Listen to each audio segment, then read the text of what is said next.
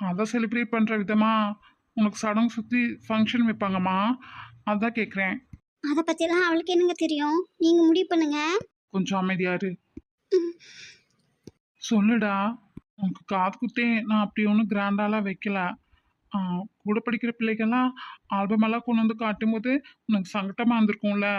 அதனால தான் கேட்குறேன். உனக்கு சீர் எப்படி பண்ணணும்? எனக்கு கிராண்டாக பண்ணணும். அப்படியா?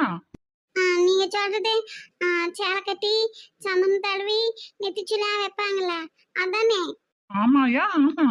ஆ, எனக்கு பெரிய பெரிய மாலெல்லாம் போட்டு அலங்காரம்லாம் பண்ணி கிராண்டா வைக்கணும். ஆஹா, சரி. அது உனக்கு. இப்போ ரேக்காக்கு? ம், எனக்கு அதெல்லாம் வேண்டாம்ப்பா. ஏன்டா?